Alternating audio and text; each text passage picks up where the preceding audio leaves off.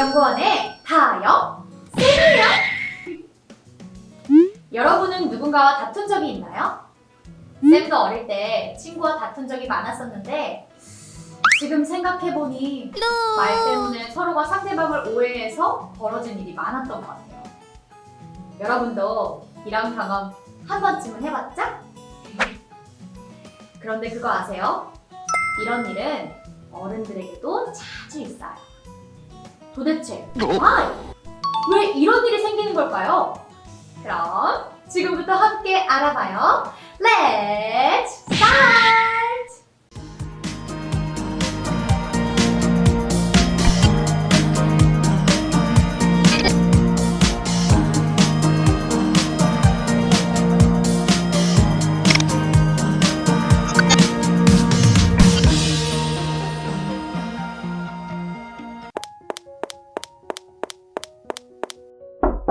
네, 들어오세요.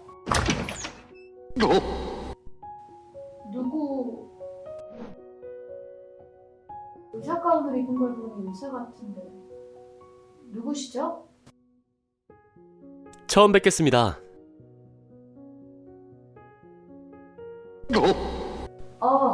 우리 초면이죠? 반가워요. 저는 정신건강의학과 교수 김다영입니다. 혹시 상담이 필요해서 오셨나요?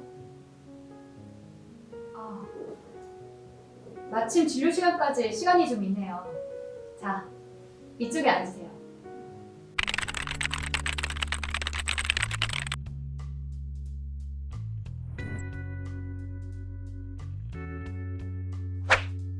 나 오늘 선배님한테 혼났어.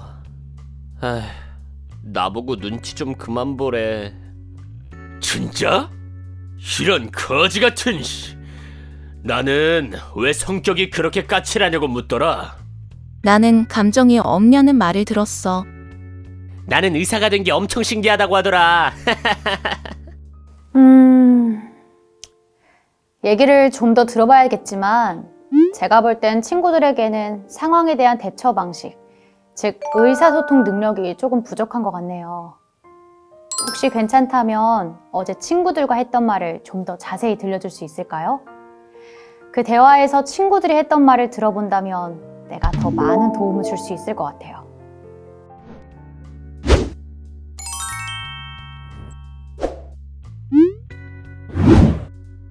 나는 나름대로 잘해보려고 한 건데.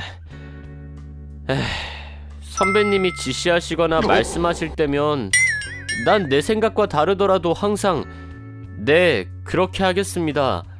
네, 선배님의 말씀대로 하겠습니다. 라고 답하면서 일했어. 물론 가끔은 질문거리가 있거나 의문이 드는 말도 있었지만 일단은 나보다 윗사람이고 경험도 많으니 무조건 그 말대로 하는 게 맞는다고 생각했어. 그래서 여태껏 그렇게 일도 했는데 참나 오늘 선배님이 눈치 좀 그만 보라고 하는 거야. 그게 눈치 본 거야? 어? 아니 내가 눈치를 봤다고 쳐. 내가 눈치 보는 게 나쁜 거야? 난 지금까지 나름 사회생활을 잘하고 있다고 생각했는데 오늘 일로 뭐가 뭔지 잘 모르겠어. 친구의 말을 듣고 어떤 생각을 했어요? 맞아요. 선배라고 해서 무조건 따라야 하는 건 아니죠. 특히 이눈치라는 친구는 한 명의 의사로서 어떻게 진찰하고 치료할지 정해야 할 의무가 있는 사람이기도 하고요. 그럼 자신을 위해서라도 선배가 왜 그렇게 생각했는지, 자신과는 어떤 부분을 달리 생각하는지 알아야겠죠? 좋아요. 그럼 다른 친구의 이야기도 들어볼까요?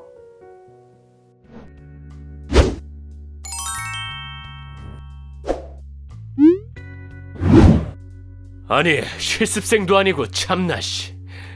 아니 말이야, 같이 일하는 동기 녀석이 환자에게 약을 잘못 준 거야. 전에 비슷한 일로 억울하게 나까지 혼난 적도 있고 또 이번 일로 부르르 교수님께 혼날 걸 생각하니 너무 화가 났어. 넌 왜 항상 사고만 치는 거야? 교수님께 가서 다 네가 잘못했다고 해! 라고 소리쳤더니 그 동기가 알겠다고 그렇게 하겠다고 자리를 떴어. 난 그게 당연하다고 생각했는데 옆에 있던 간호사가 왜 그렇게 성격이 까칠하세요? 라고 말하곤 가버리는 거야.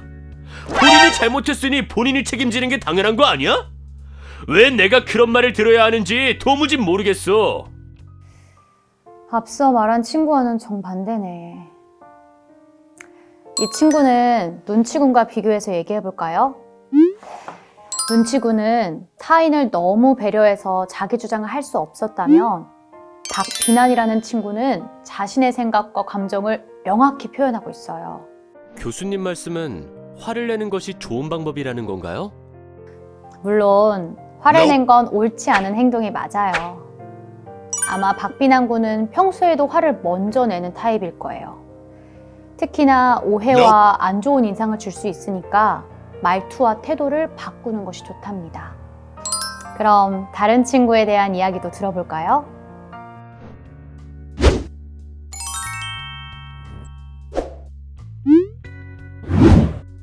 오늘 교통사고 환자가 응급실로 실려왔어.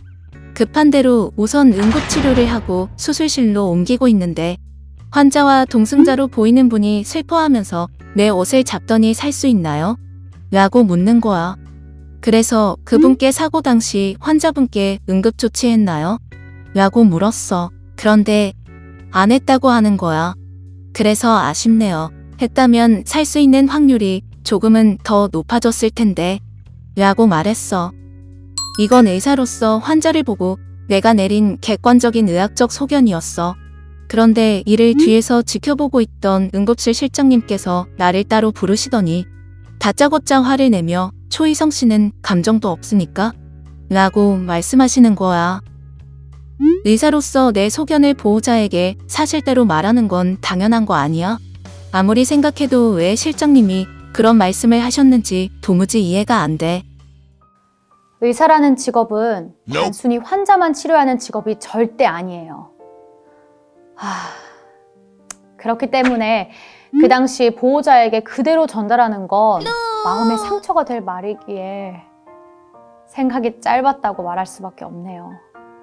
아마 이를 지켜본 응급실 실장님도 평소에 이 친구가 사람들과 대화할 때 자신이나 상대방의 감정보다는 논리적으로 상황을 해결하는 것에 초점을 맞춰 얘기하는 것을 자주 보아서 그런 말을 하셨을 거라고 생각이 되네요.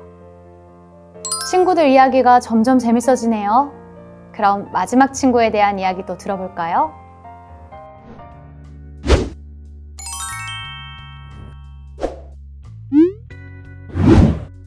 얘들아, 내 이야기 좀 들어봐. 산부인과에는 어린아이들도 종종 와. 맞지?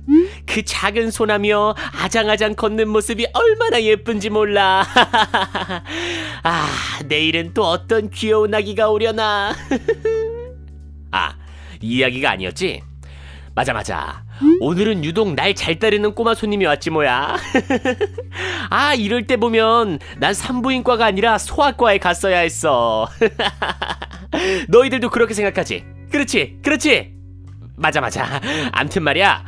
그래서 진료하는 것도 있고 아이랑 의사놀이를 하다 간호쌤께 혼나버렸달까. 그래도 내가 명색이 의사인데 너무한 거 아니야? 라고 생각했지만 괜찮아.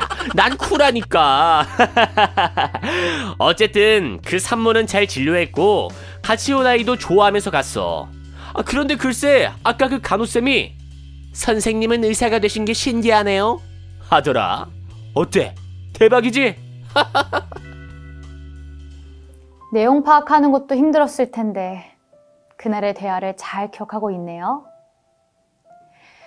이 친구의 말을 들었을 땐 어땠어요? 대화 주제가 자주 바뀌니 무슨 말을 하고 싶은지 잘 몰랐을 뿐만 아니라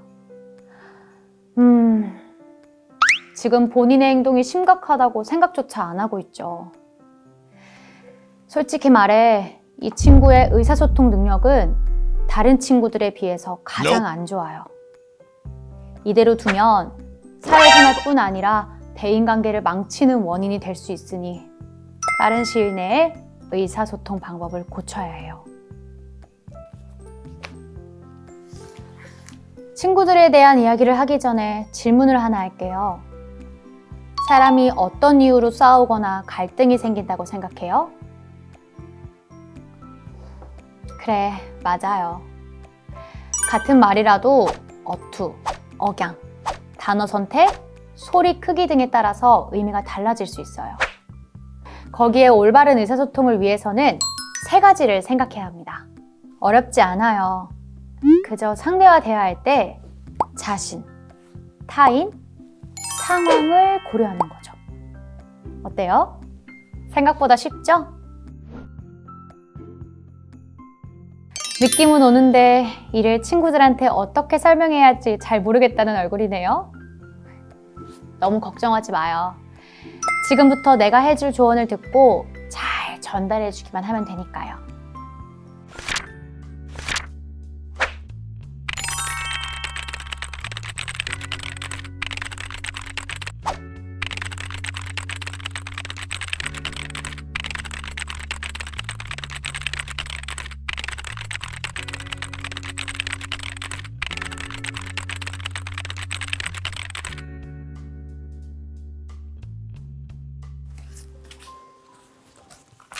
그럼 아까 첫 번째로 얘기했던 이 눈치. 이 친구부터 시작하죠. 이 친구와 같은 유형의 사람들은 천사, 부처, 오케이맨 등의 별명을 갖고 있는 경우가 많아요. 그도 그럴 것이 이 친구와 같은 회유형의 사람들은 어떠한 일이 있을 때 남 탓을 하기보다는 자신을 탓하곤 해요. 심지어 그것이 자신과 상관이 없는 일이라도 말이죠. 남들이 그렇다라고 말하면 자기 생각을 말하기보다 그들의 뜻을 이해하려고 하고 억울해도 이를 받아들이는 경우도 있어요. 그래서 이 친구는 제가 아까 말했던 자기, 타인, 상황이라는 의사소통의 3가지 요인 중 자신을 생각하는 요소가 부족해요. 물론 타인의 감정에 민감하게 반응해 필요한 부분을 도와주는 것이 안 좋다라는 것은 아니니까 오해 말고요. 자기 생각과 감정을 억누르기보다는 상대방에게 이를 표현한다면 지금보다 더욱 건강한 관계를 유지할 수 있답니다.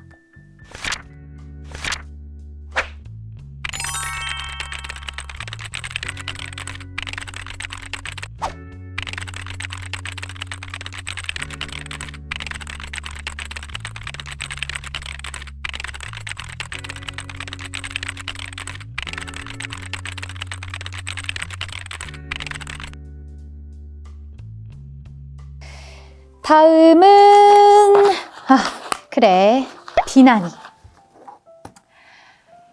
혹시 그동안 이 친구와 많이 싸우진 않았어요? 이 친구와 같은 사람들은 좋은 말을 해도 좋게 들리지 않을 때가 많아요. 그게 다 자신의 명령적인 말투와 행동 때문인데 말이죠. 이 친구와 같은 사람을 비난형이라고 해요. 이들은 자기 중심적으로 생각하는 경향이 강한 탓에 어떤 일이 있으면 일단 남 탓부터 해요. 그런데 왜 이 친구가 그렇게 화를 잘 내는지 생각해 본 적이 있나요? 이 친구와 비슷한 사람들은 다른 사람들에게 약해 보이면 안 된다고 생각을 해요. 일종의 자기 방어라는 거죠. 그래서 사소한 말이나 행동도 위협으로 받아들이고 자신만의 기준을 만들어서 이를 넘는 사람을 비난하고 깎아내려서 자신을 보호하려고 해요. 그래서 이런 친구와 대화할 때는 말뜻을 오해하지 않도록 대화하는 것이 매우 중요해요. 물론 본인 역시 자신이 중요한 만큼 타인의 감정과 행동에도 귀를 기울이고 배려하는 마음도 필요하답니다.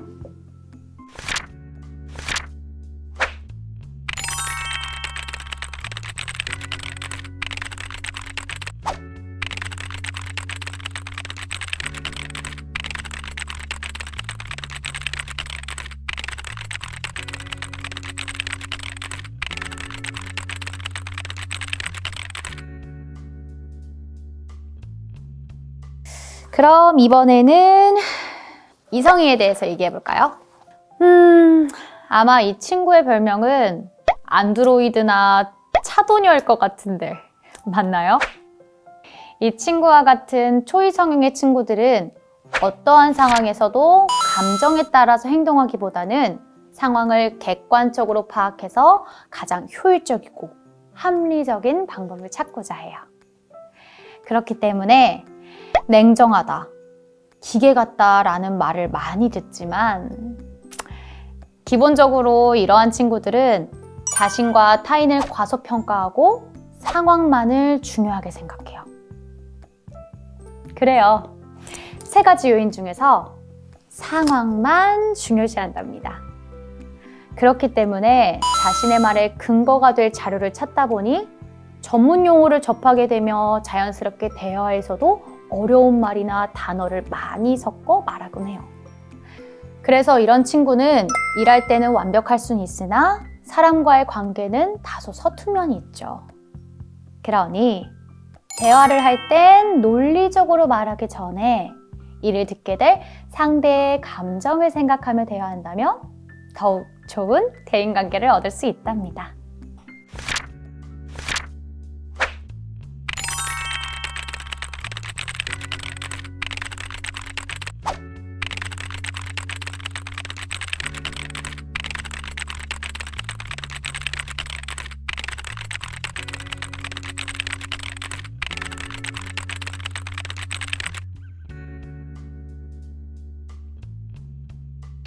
마지막 친구는 3만이었죠? 어디로 튈지 모르는 탱탱볼 같은 친구. 우리가 볼 땐 어디에도 매이지 않고 자기 생각과 느낌에 충실한 모습이 멋져 보일 수는 있지만 아까도 말했듯 이 친구의 의사소통 능력이 가장 좋지 못해요. 그럼 이 친구는 3가지 요인 중에 무엇이 부족해 보이나요? 방금 이야기했던 친구와 비교를 하자면 이성인은 문제를 해결하기 위해서 논리적으로 자신의 옳음을 증명한다면 이 친구와 같은 산만형은 심각성과 상관없이 대충 얼버무려 넘기려 하고 있어요. 또한 대화를 하다 보면 주제가 계속 바뀌고 심지어 진지한 이야기를 할 때도 농담을 하는 등 대화를 하는 상대로 하여금 부산스럽고 혼란스러움을 느끼게 하죠. 그렇기에 이 친구는 자신, 타인, 상황이라는 3가지 요인 모두가 부족한 경우에 해당된답니다. 하지만 나쁜 점만 있는 건 아니에요. 우리가 느낀 것처럼 이 친구와 같은 사람은 낙천적이며 창의력이 높아요. 그러니 일단은 한 가지에 집중하는 습관과 함께 대화할 때도 말하는 사람에게 집중하는 습관을 키운다면 지금보다 훨씬 좋은 인간관계를 만들어갈 수 있을 거예요.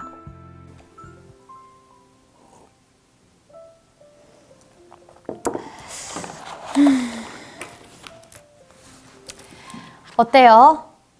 친구들에게 전달할 말은 잘 정리가 되었나요? 만약 전달할 말을 듣고 친구들이 바뀐다면 아마 그 모습은 일치형과 가까운 모습일 거예요. 일치형이요? 네. 일치형은 말과 행동이 일치하며 대화하는 사람으로 하여금 상대가 내 말을 잘 들어주고 있다는 느낌을 받게 해요. 또한 이런 사람은 설령 상대가 공격적으로 말해도 유연하게 대처할 수 있는 높은 자존감과 개방성을 갖고 있다는 특징을 갖고 있답니다. 그럼 자신의 의사소통 능력은 어떠하다고 생각해요? 또 일치형의 의사소통 능력을 갖기 위해 어떤 노력이 필요한지 생각해 본 적이 있나요? 내가 아꼈던 제자는 회의형에 배려하는 모습을 본받아 도움이 필요한 사람에게 먼저 다가가 도와주는 사람이 되겠다고 했어요. 또 다른 제자는 부끄럽고 쑥스럽지만 비난형과 같이 자신의 성격이 다른 사람에게 명확히 전달되도록 노력하겠다고 했어요. 최근 제자로 들어온 녀석은 일을 하는 데 있어서 초이 성형처럼 감정에 휘둘리지 않도록 상황을 객관적으로 통찰하는 버릇을 기르겠다지 뭔가요? 시간이 벌써 이렇게 됐네. 너무 걱정하지 마요. 당신이라면 내 말을 친구들에게 잘 전달할 수 있을 테니까요. 하이 여러분! 교수님과 함께한 수업은 어땠어요? 재밌었나요?